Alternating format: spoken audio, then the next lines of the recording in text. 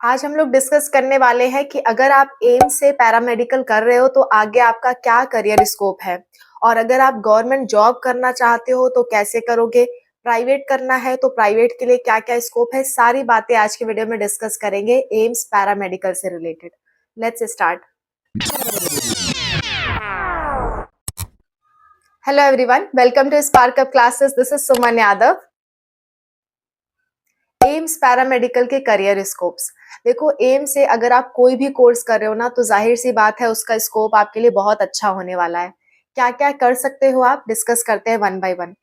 सबसे पहली बात, अगर आपने एम्स पैरामेडिकल किया हुआ है, एम्स से कोई भी पैरामेडिकल कोर्स किया है, जैसे डेंटिस्ट्री किया है, ऑपरेशन थिएटर टेक्नोलॉजी किया है, ऑप्टोमेट्री किया, कोई भी कोर्स आपने अगर एम्स से कर लिया तो सबसे पहली बात आपकी वैल्यू बहुत ज्यादा बढ़ जाती है क्योंकि आपने एम्स से किया है। एम्स अगर आपकी डिग्री पे लिखा है कि आपने एम्स से किया है ना, तो कहीं भी वो डिग्री दिखाओगे आपको आसानी से जॉब मिलेगी। गवर्नमेंट जॉब भी आपको आसानी से मिलेगी। गवर्नमेंट जॉब कैसे मिलती है समझो। देखो, जैसे मान लो कई सारे हॉस्पिटल्स है इंडिया में, बहुत सारे हॉस्पिटल्स है, बहुत सारे गवर्नमेंट हॉस्पिटल भी है, बहुत सारे प्राइवेट हॉस्पिटल भी है। टाइम टू टाइम उनमें वैकेंसी निकलती रहती है। कुछ वैकेंसी के लिए आपको एग्जाम देना पड़ता है, कुछ वैकेंसी पे डायरेक्ट इंटरव्यू बेस्ड एडमिशन होता है, कुछ वैकेंसी पे एक्सपीरियंस के बेस पे भी एडमिशन होता है। तो डिपेंड करता है कौन सी वैकेंसी कहाँ निकली है। इसके लिए आपको अलर्ट रहना पड़ेगा जब आप अपना पैरामेडिकल पूरा कर लेते हो। जो पैरामेडिकल कोर्स आपने पूरा किया है उससे रिलेटेड आपको वैकेंसियां ढूंढनी होती हैं। ठीक है। और जो भी आप जिस भी हॉस्पिटल के लिए इंटरेस्टेड हो उसकी ऑफिशियल वेबसाइट पे अक्सर रिक्रूटमेंट निकलती रहती है कोई ना कोई। ठीक है। तो आप ढूंढ सकते हो और उसके लिए अप्लाई कर सकते हो। और जो एग्जाम भी होते हैं ना, तो वो आपके वही होते हैं जो आप अपना कोर्स में पढ़ रहे हो, उसी से रिलेटेड एग्जाम होते हैं। थोड़े बहुत जनरल नॉलेज या जनरल एप्टीट्यूड कहीं कहीं पूछ लेता है। बाकी एग्जाम में सब कुछ सेम ही रहता है जो आप पढ़ते हो तीनों चारों साल। ठीक है। तो आपको गवर्नमेंट जॉब करना है तो आपके लिए ये रास्ता है। दूसरा रास्ता आपके पास बहुत अच्छा रास्ता ये है कि अगर आपके पास थोड़ी बहुत पूंजी है, मतलब थोड़ा बहुत आपके पास पैसे हैं, आप खुद का अपना कुछ ओपन कर सको तो वो सबसे बेस्ट रहता है। जैसे मान लो अपने आपने एमएलटी किया है, medical lab technologist. Lab technologist वाला अपना पैथोलॉजी लैब खोल सकते हैं और अच्छी खासी कमाई कर सकते हैं। ब्लड चेकअप कर सकते हैं वो लोग, यूरिन चेकअप कर सकते हैं, जिस भी चीज में उनको उनका इंटरेस्ट है वो उस तरह की पैथोलॉजी लैब चला सकते हैं और अच्छा खासा उससे कमा सकते हैं। पैथोलॉजी लैब की बहुत डिमांड है। ठीक है। पैथोलॉजी लैब में आप जानते ही होंगे, कोई भी बीमारी होती है डॉक्टर अक्सर बोल देता है कि खून की जांच कराओ, यूरिन की जांच कराओ, शुगर की जांच कराओ। तो आप वो जांचकर्ता बन सकते हो, आप अपने खुद की खोल सकते हो और वहां पे किसी हॉस्पिटल के पास खोलो तो वेल एंड गुड, बहुत अच्छी बात हो जाएगी। ठीक है। तो ये काम आप कर सकते हो, या ऐसी जगह अपना आप पैथोलॉजी लैब खोल लो जहाँ पे, मतलब जहाँ पे दूर दूर तक कोई पैथोलॉजी लैब ना हो। पैथोलॉजी लैब की अक्सर डिमांड रहती है। सेम कंडीशन आती है रेडियो टेक्नीशियन की। अगर आप रेडियो टेक्नीशियन हो तो आप किसी भी हॉस्पिटल में आसानी से जॉब पा सकते हो, या फिर आप अपना खुद का भी खोल सकते हो, एक्सरे मशीन या एमआरआई टेक्नोलॉजिस्ट जो भी आप हो, तो आप अपनी वो मशीनें अपने क्लिनिक पे लगा सकते हो। लोग अपने आप आएंगे आपसे एक्सरे करवाने या जो भी जिस भी चीज का आपने खुलवा रखा है।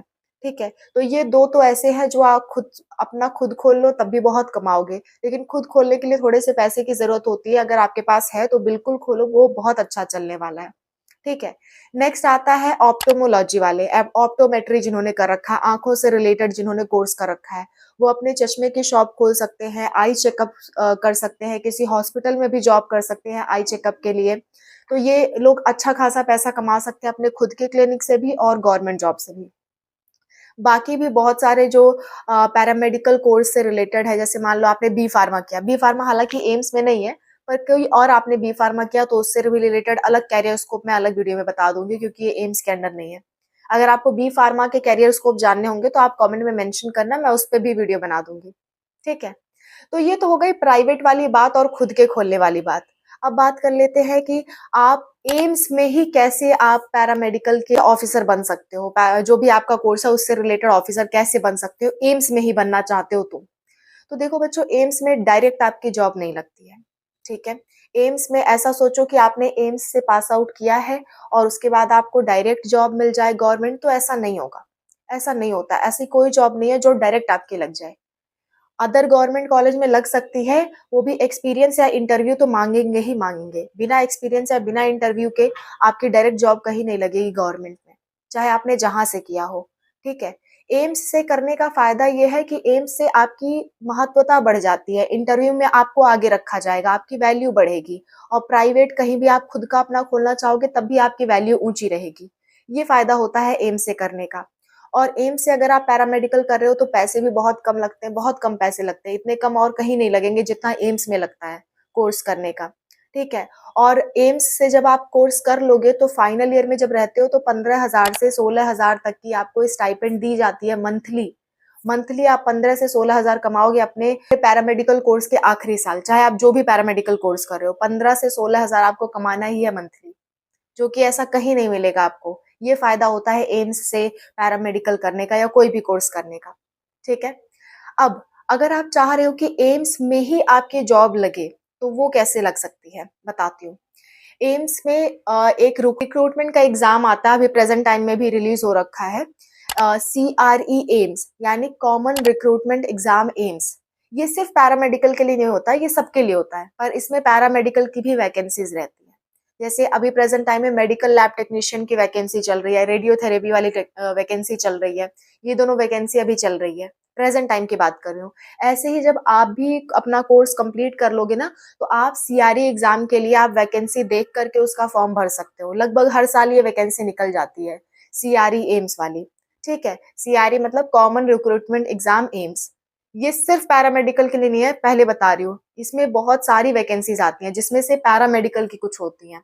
तो उसके लिए आप एग्ज़ाम देके पैरामेडिकल में एम्स से पैरामेडिकल के ऑफ़िसर बन सकते हो। स्टार्टिंग सैलरी आपकी 30,000 से स्टार्ट होती है और अगेन ये एक्सपीरियंस के साथ-साथ आपकी 80,000 तक जा सकती है।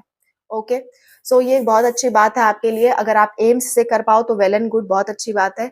और एम्स से करने के साथ-साथ अपना खुद का भी क्लिनिक ओपन कर सकते हो, आप अपनी टाइमिंग डिसाइड कर सकते हो। जैसे जान लो, मान लो कोई पैथोलॉजी लैब है, आप अपने आपके पास पूँजी है, आप अपना पैथोलॉजी लैब ओपन किए, आप अपने साथ कुछ और लोगों को वहाँ रिक्रूट कर सकते हो, वो लोग काम कर सकते हैं वहाँ पे। आप बहुत कुछ कर सकते हो, सोचने की बात है, ठीक है? आप बहुत कुछ कर सकते हो, आप अपना और लोगों को रख के आप अच्छा खासा पैसिव इनकम भी कमा सकते हो। आपके पास डिग्री होनी चाहिए उस चीज़ की और आपके अंडर में जो काम कर रहे हैं, उनके पास भी थोड़ी बहुत डिग्री होनी चाहिए, ठीक है? तो अगर आपके पास पैसे हैं तो आप खुद का कर सकते हो, अदरवाइज़ गवर्नमेंट वाला कर सकते हो। गवर्नमेंट वाला तो बहुत अच्छा रहेगा अगर आपके पास शुरुआत की पूँजी नहीं है तो। गवर्नमेंट एम्स के लिए आपको सीआरई का एग्ज़ाम देना पड़ेगा। अदर किसी गवर्नमेंट हॉस्पिटल में काम करना चाहते हो तो वहाँ की वैकेंसीज़ आपको चेक करनी पड़ती हैं। ये बहुत टफ टास्क नहीं है, अभी आपको टफ लग रहा होगा, लेकिन जब आप पढ़ाई करने लगते हो, ये सब चीज़ें आपके सामने आती रहती हैं। आपके दोस्त लोग आपस में खुद ही बता देते हैं कि यहाँ ये वैकेंसी निकली है। आप खुद उसकी नॉलेज आपके अंदर डेवलप हो जाती है। अभी तो आप 12th पास किए हो, अभी आपको इस सब की ज़्यादा नॉलेज नहीं होगी, तो आपको लग रहा होगा कि कैसे ढूँढेंगे, कैसे ढूँढेंगे? पर परेशान मत हो, सब हो जाता है। और अगर नहीं हो पाता है तो मैं तो हूँ ही, आप मुझसे पूछ सकते हो हमेशा, ठीक है? और भी कोई दिक्कत, कोई परेशानी आती है कमेंट्स में मेंशन करना, मैं रेडी हूँ आपकी हेल्प के लिए। और हाँ, इधर मैं थोड़ी वीडियोज़ कम बना पा रही हूँ क्योंकि बच्चों मेरे सिर में काफ़ी दर्द रह रहा है, ठीक है? तो उसके लिए I am sorry. Anoop sir भी आपके लिए वीडियोज़ बना रहे हैं, मैं भी जितना हो पा रहा है मैं कोशिश कर रही हूँ आपके लिए बनाते रह रही हूँ। और एम्स से रिलेटेड अगर आपको और जानकारी चाहिए तो प्लेलिस्ट का लिंक मैं लास्ट में दे रही हूँ। और एम्स का फॉर्म कैसे फिल करना है वो मैंने इस वीडियो में बता रखा है, इस वीडियो का लिंक भी आपको लास्ट में मिल जाएगा, आप देख सकते हो।